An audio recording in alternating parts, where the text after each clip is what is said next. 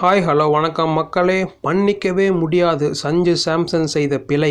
கொந்தளித்த ரசிகர்கள். இலங்கை அணிக்கு எதிரான இரண்டாவது T20 போட்டியில் பிளேயிங் 11ல் சஞ்சு சாம்சனுக்கு வாய்ப்பு அளிக்கப்பட்டது.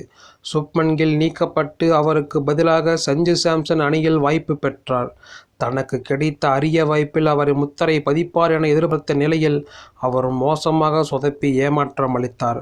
இதையடுத்து ரசிகர்கள் அவரை கடுமையாக விமர்சனம் செய்து வருகின்றனர்.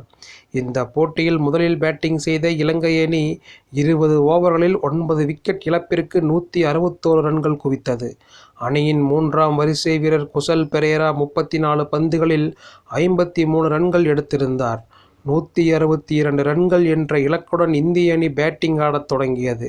சுப்மன் கில்லுக்கு கழுத்து வலி இருந்ததால் சஞ்சு சாம்சன் அவருக்கு பதிலாக அணியில் இடம்பெற்றதோடு துவக்க வீரராகவும் களமிறங்கினார்.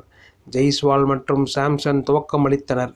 முதல் ஓவரில் 3 பந்துகள் வீசப்பட்ட நிலையில் மழை பெய்ததால் போட்டி தாமதமானது. மழை நின்ற பின் 8 ஓவர்களில் 74 ரன்கள் என வெற்றி இலக்கு மாற்றி அமைக்கப்பட்டது. ஆட்டம் மீண்டும் தொடங்கியது. முதல் ஓவர் முழுவதும் ஜெய்ஸ்வால் சந்தித்து 12 ரன்கள் எடுத்தார்.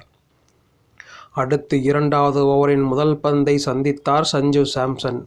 தான் சந்தித்த முதல் பந்திலேயே டக் அவுட் ஆகி அதிர்ச்சி அளித்தார். தீக்ஷனா வீசிய பந்தை சரியாக கணித்து ஆட முடியாமல் தடுமாறிய சஞ்சு சாம்சன் பவுல்ட் அவுட் ஆகியிருந்தார். இதையடுத்து அவருக்கு வாய்ப்பு கொடுக்கவில்லை எனும் பலரும் விமர்சித்து வருகிறார்கள்.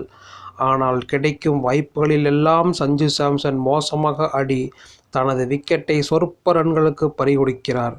அதிலும் முதல் பந்திலேயே டக் அவுட் ஆவதையெல்லாம் எங்களால் மன்னிக்கவே முடியாது என சமூக ஊடகங்களில் அவரை கடுமையாக விமர்சனம் செய்து வருகின்றனர் இந்திய ரசிகர்கள். நன்றி, வணக்கம்.